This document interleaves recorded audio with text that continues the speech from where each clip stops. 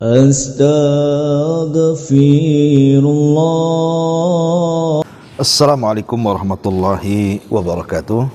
Bihamdillahi wassalatu wassalamu ala rasulillah wa ala alihi wa sahbihi wa mawalah wa la hawla wa la quwata illa billahi wa ba'du. Sebagai faedah pagi, ada dua zikir.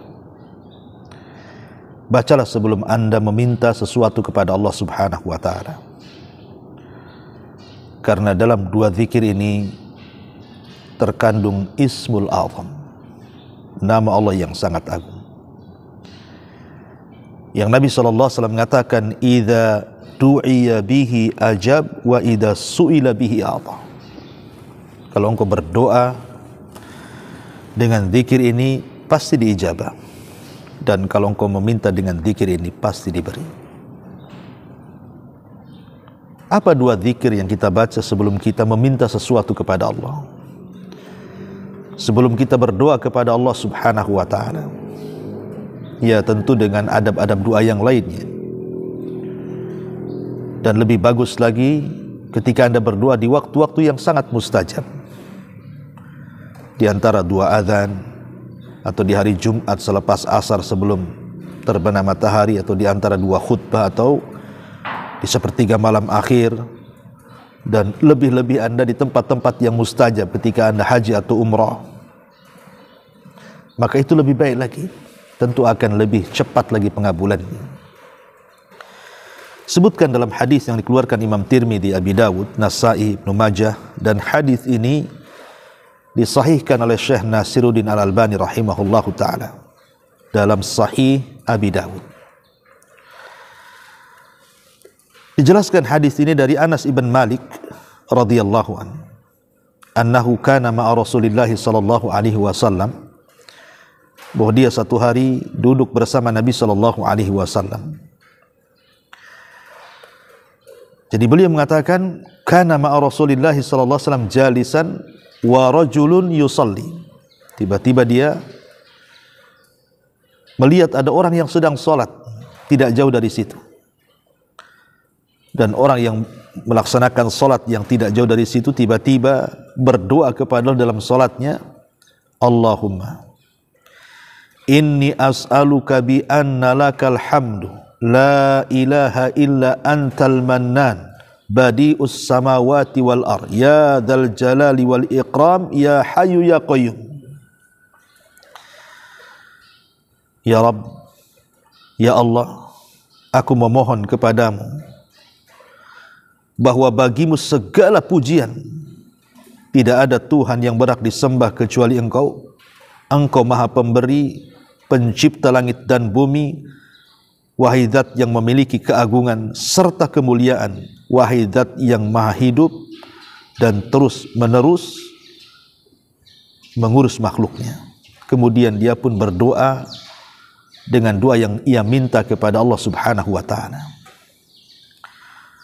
Ketika Nabi SAW mendengar orang itu berdoa seperti itu, Rasul langsung mengatakan, laqad da'allah bismihil a'zam. Orang itu telah berdoa dengan nama Allah yang sangat agung.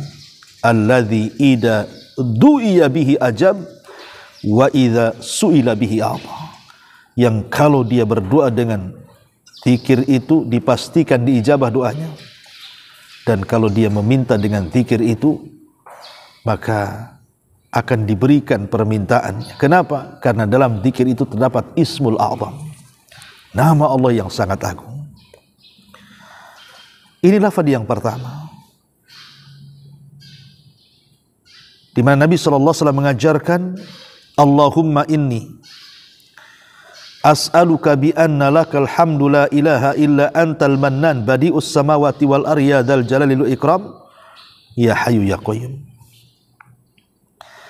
Kemudian hadis yang kedua, hadis masih dikeluarkan Imam Tirmidzi, Abi Dawud, Ibnu Majah, dan masih disahihkan oleh Syekh Nasiruddin Al-Albani dalam Sahih Abi Dawud. Hadis dari Buraidah ibn Husayb, Nabi SAW juga pernah mendengar seorang laki-laki mengatakan, Allahumma inni as'aluka anni Ashhadu annaka antallah la ilaha illa antal ahadus samad alladzi lam yalid wa lam yulad wa lam yakul lahu kufuwan ahad. Ya Allah, sesungguhnya saya meminta kepadamu bahwa sesungguhnya saya telah bersaksi bahwa Engkau adalah Allah yang tidak ada sesembahan yang berhak disembah kecuali Engkau. Engkau adalah Ahad yang tunggal, As-Samad, tempat bergantung semua makhluk, yang tidak melahirkan dan tidak dilahirkan dan tidak ada yang sekufu sebanding dengan Engkau siapapun.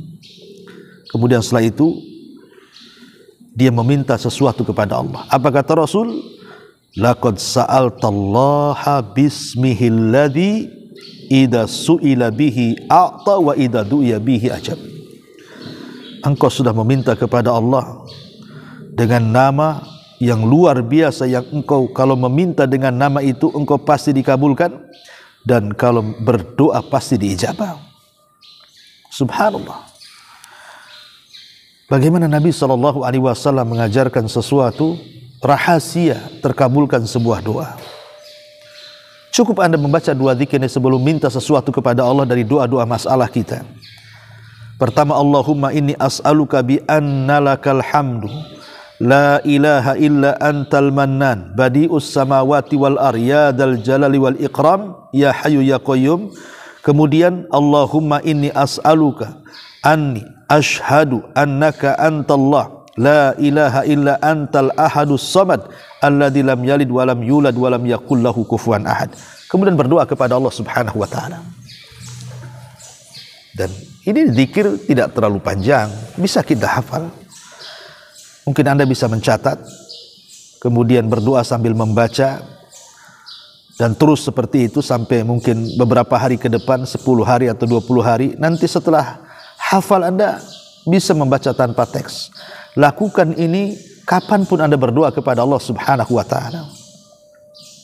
Maka yakin apapun yang Anda minta pasti akan diberi, dan doa apapun yang Anda panjatkan pasti diijabah. Ma'asyiral muslimin yang dimuliakan Allah Subhanahu wa ta'ala. Kenapa demikian? Karena dua zikir ini terkandung tauhid yang luar biasa. La ilaha illallah, tidak ada sembahan yang berhak disembah kecuali Allah. Tauhid. Dan juga adanya tawassul dengan nama-nama Allah Subhanahu wa ta'ala yang agung, terutama Ismul A'zam, nama Allah yang agung, yang kalau kita berdoa diijabah, yang kalau kita minta dikabulkan permintaan kita. Makanya teruslah kita menggali ilmu.